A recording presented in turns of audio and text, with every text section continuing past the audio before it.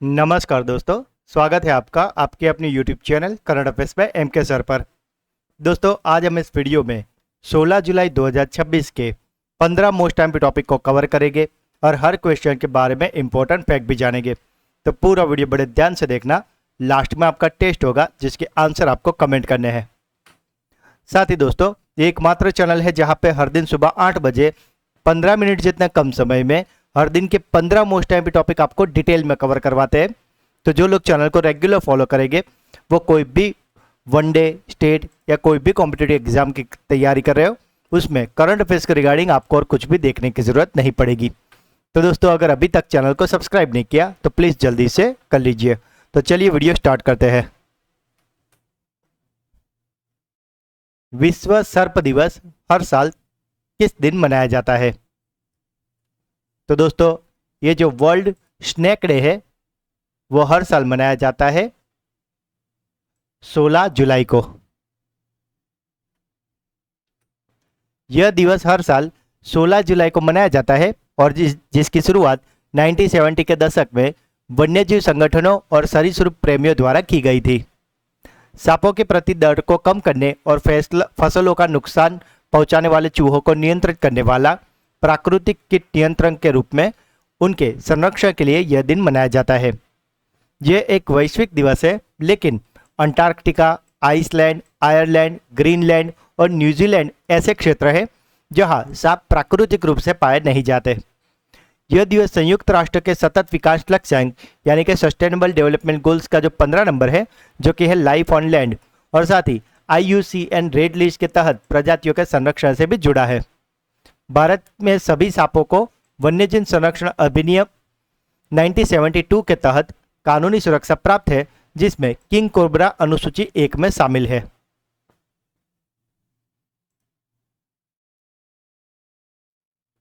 Fortune India की most powerful woman पुरस्कार से किसे सम्मानित किया गया है? तो दोस्तों, ये जो फॉर्च्यून इंडिया की रिपोर्ट आई है उसमें मोस्ट पावरफुल वुमन से सम्मानित हुई है नीता अंबानी।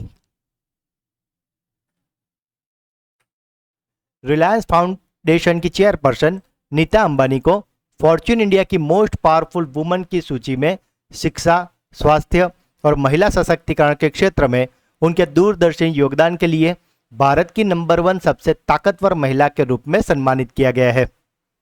मुंबई के 4 सीजन्स होटल में आयोजित इस 16वें संस्करण के इवेंट में देश की 100 शीर्ष महिला लीडर्स की सूची जारी की गई थी, जिसमें नीता अंबानी पहले पायदान पर रही है, जबकि HCL टेक की चेयरपर्सन रोशनी नडार मल्होत्रा ने दूसरा और अपोलो हॉस्पिटल की रेड्डी बहनों ने तीसरा स्थान हासिल किया है। नीता अंबानी के दूरदर्शी नेतृत्व में रिलायंस फाउंडेशन ने देश के 2.9 करोड़ बच्चों सहित कुल 10 करोड़ से भी अधिक लोगों के जीवन में सकारात्मक बदलाव लाने का एक ऐतिहासिक काम किया है। इस प्रतिष्ठित सूची में रिलायंस रिटेल वेंचर्स की एग्जीक्यूटिव डायरेक्टर और नीता अंबानी की बेटी ईशा अंबानी ने भी बेहतर व्यावसायिक कौशल्य दिखाते हुए टॉप 10 में उन्होंने 7वां स्थान हासिल किया है।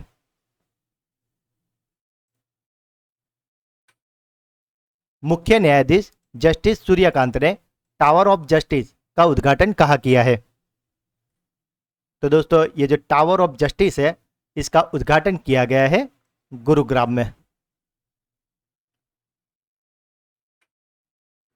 भारत के मुख्य न्यायाधीश जस्टिस सूर्यकांत ने 12 जुलाई 2026 को हरियाणा के गुरुग्राम, जिसमें राजीव चौक के पास उन्होंने अत्याधुनिक न्यायिक परिसर टावर ऑफ जस्टिस का भव्य उद्घाटन किया है। जनवरी 2017 में जब जस्टिस सूर्यकांत पंजाब और हरियाणा हाईकोर्ट की बिल्डिंग कमेटी के प्रभारी थे, तब उन्होंने ही इस परिसर का भूमि पूजन यानी कि शिलान्यास किया था। 7 एकड़ में फैले इस 7 मंजिला नए परिसर में 56 डिजिटल और अत्याधुनिक कोर्ट रूम बनाए गए हैं, जो कि करीब 5 दशक पुराने जिला अदालत के बुनियादी ढांचे की जगह लेंगे।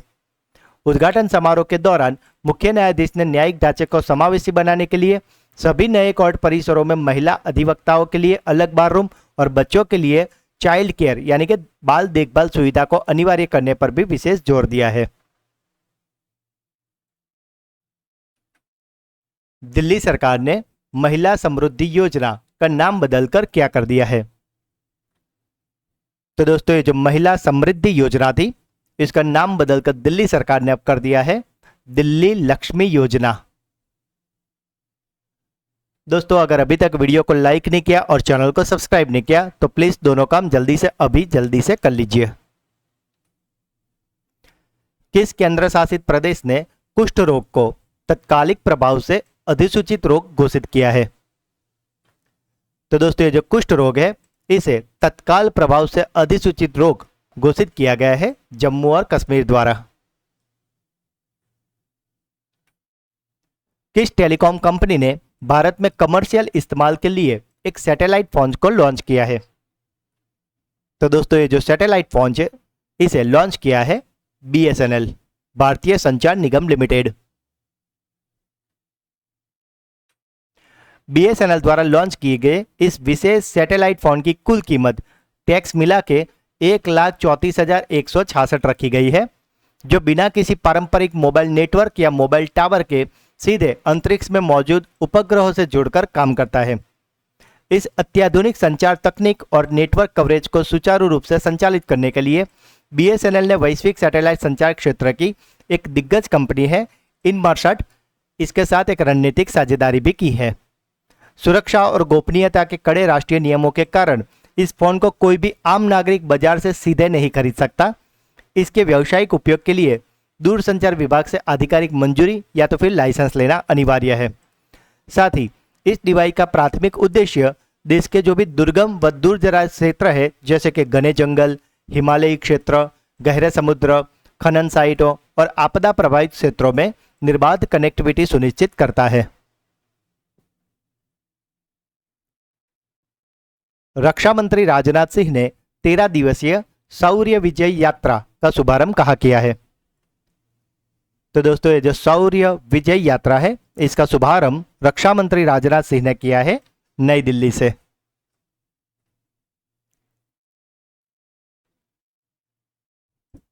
कारगिल विजय दिवस 2026 के देशव्यापी आयोजनों और ऑपरेशन विजय की 27वीं वर्षगांठ के हिस्से के रूप में इस विशेष मोटरसाइकिल अभियान की शुरुआत की गई है। यह यात्रा एक सवारी, एक राष्ट्र और एक सलाम के आधिकारिक आदर्श वाक्य यानी कि मोटो के साथ संचालित की जा रही है। इस 13 दिवसीय अभियान में सेवारत, सेवानिवृत्त, सैन्य कर्मचारी और उनके परिवार सहित 28 राइडर शामिल है, जो कि लगभग 1900 किलोमीटर का दुर्गम पहाड़ी सफर तय करेगी। यह मोटरसाइकिल रैली पंजाब, हिमाचल प्रदेश और लद्दाख के कठिन रास्तों से गुजरते हुए 26 जुलाई 2026 को द्रास स्थित कारगिल युद्ध स्मारक पर जाकर समाप्त होगी। इस यात्रा के दौरान राइडर्स ने अपने साथ राष्ट्रीय युद्ध स्मारक की पवित्र मिट्टी का एक कलश लेकर जा रहे हैं, जिसे कारगिल में शहीदों की स्मृति में अर्पित किया जाएगा। और इस अभियान का मुख्य उद्देश्य है युवाओं में देशभक्ति की चेतना जगाना, शहीदों के परिवारों को सम्मानित करना और प्रमुख सैन्य स्मारकों पर श्रद्धांजलि अर्पित करना है।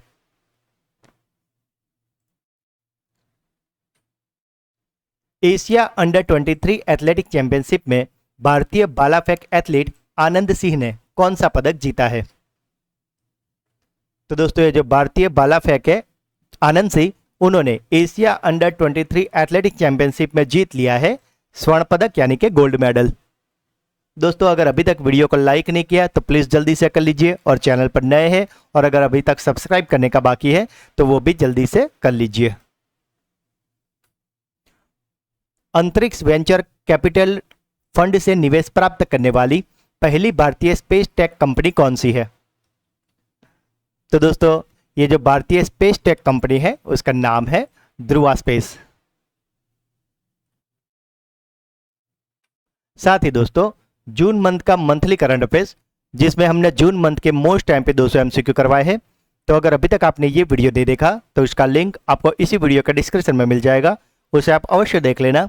क्योंकि अगर आप ये वीडियो देख लोगे तो जून मंथ के मंथली करंट अफेयर्स के रिगार्डिंग आपको और कुछ भी देखने की जरूरत नहीं पड़ेगी, क्योंकि हमने इसमें ऐसे ही क्वेश्चन लिए हैं जो आपके हर एग्जाम के लिए आपको बहुत ही ज़्यादा यूजफुल होंगे।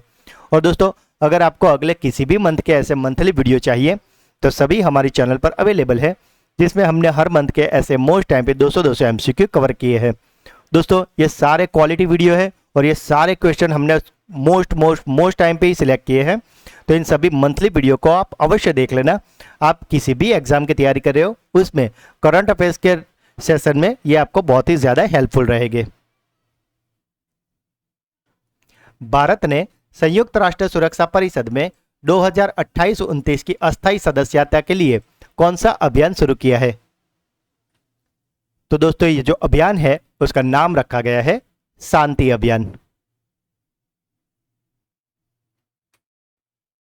भारत ने संयुक्त राष्ट्र सुरक्षा परिषद यानी कि यूएनएससी में वर्ष 2028-29 के कार्यकाल की अस्थायी सदस्यता के लिए शांति अभियान शुरू किया है। विदेश मंत्री डॉक्टर एस जयशंकर ने 13 जुलाई 2026 को न्यूयॉर्क स्थित संयुक्त राष्ट्र मुख्यालय में इस अभियान का औपचारिक शुभारंभ किया है।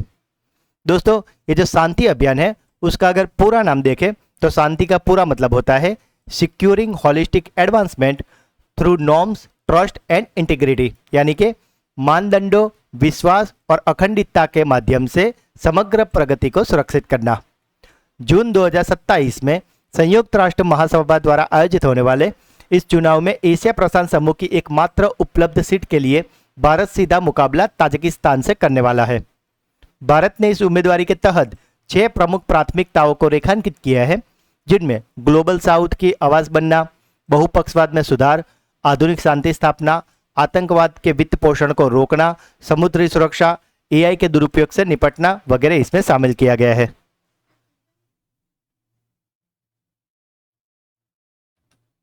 किस राज्य के ऊंझा जीरा और सौंफ को जीआई टैग प्रदान किया गया है?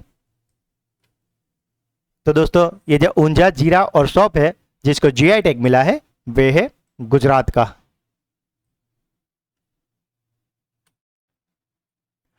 आईटीटीएफ पुरुष सिंह युगल विश्व रैंकिंग में नंबर 2 का स्थान किन भारतीय खिलाड़ियों ने हासिल किया है? तो दोस्तों ये जो आईटीटीएफ पुरुष युगल है उसमें विश्व रैंकिंग में दूसरे नंबर का स्थान हासिल किया है मानव ठक्कर और मानुष शाह की जोड़ी ने।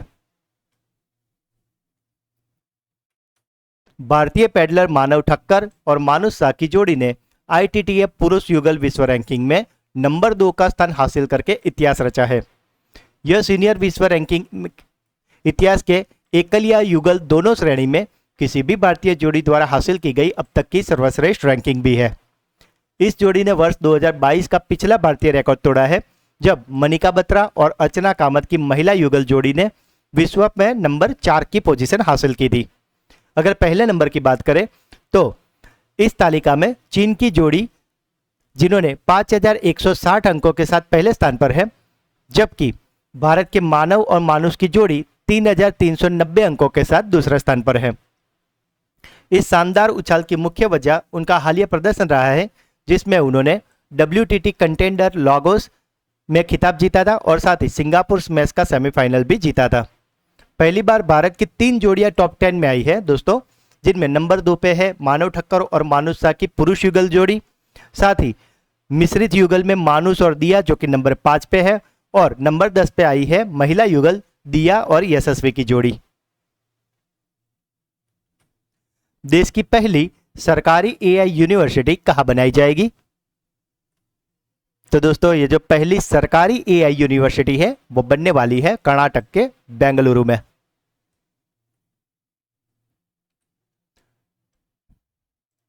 बाईसवीं राष्ट्रमंडल टेबल टेनिस चैंपियनशिप 2026 का आधिकारिक शुभंकर क्या है? तो दोस्तों ये जो राष्ट्रमंडल टेबल टेनिस चैंपियनशिप 2026 का 22वां संस्करण होने वाला है, उसका शुभंकर यानी कि मैस्कॉट रखा गया है मयूर नाम का एक मोर।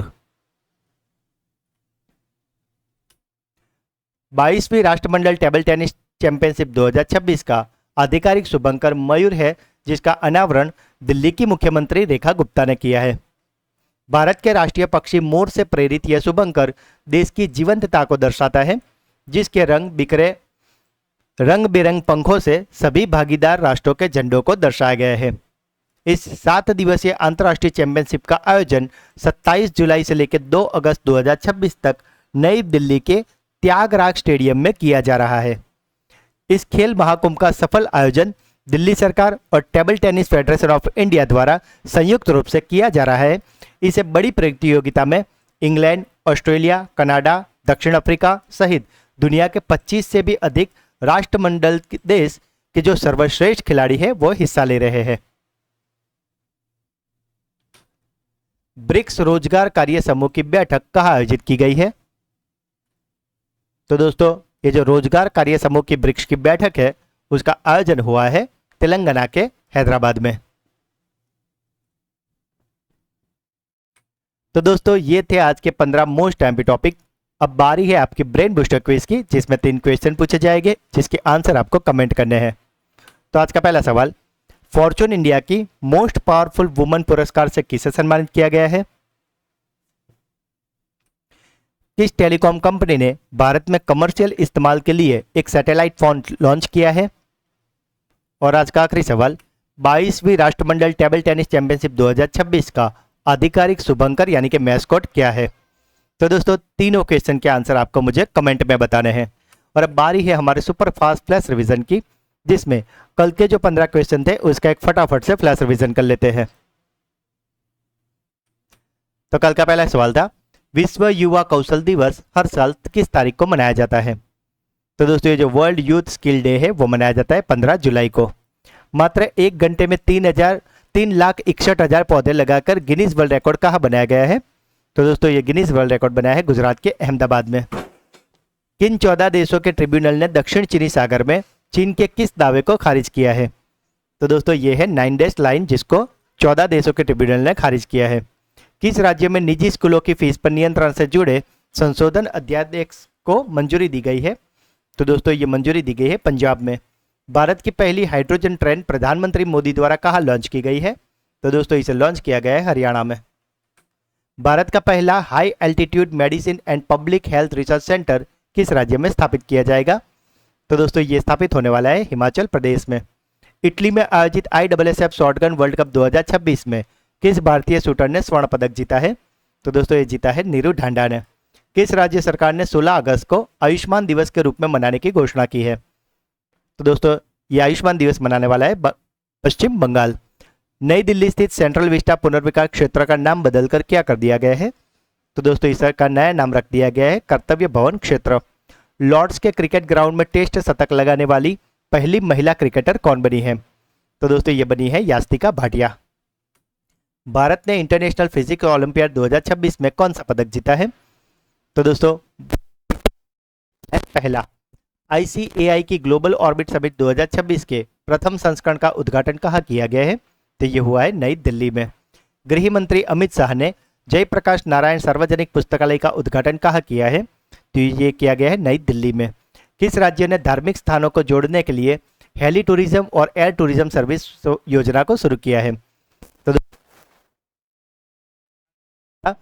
विंबलडन टेनिस टूर्नामेंट 2026 में पुरुष सिंगल्स का खिताब किसने जीता है? तो दोस्तों इसे जीत लिया है जैनिक सिनर ने। तो दोस्तों ये थे कल के 15 मोस्ट एमपी टॉपिक, जिसे फिलहाल तो हमने काफ़ी क्विक रिवीजन किया है, पर कल के वीडियो में हमने सारे क्वेश्चन को काफ़ी डिटेल में और अच्छे से पढ़ाया था। तो अगर अभी तक आपने वो वीडियो नहीं देखा तो उसका लिंक आपको इसी वीडियो के डिस्क्रिप्शन में मिल जाएगा, उसे आप अवश्य देख लेना। और साथ ही अगर आप हमारे चैनल के वीडियो को डेली फॉलो करते हो तो आप कोई भी कॉम्पिटेटिव एग्जाम की तैयारी कर रहे हो, उसमें करंट अफेयर्स के रिगार्डिंग आपको और कुछ भी देखने की ज़रूरत नहीं पड़ेगी। तो दोस्तों अगर आज का वीडियो आपको अच्छा लगा है तो जल्दी से लाइक कर दीजिए।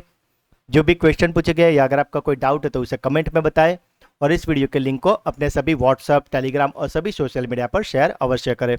तो दोस्तों मिलते हैं तब तक एक नए वीडियो में, तब तक के लिए पढ़ते रहिए, आगे बढ़ते रहिए। जय हिंद, जय भारत।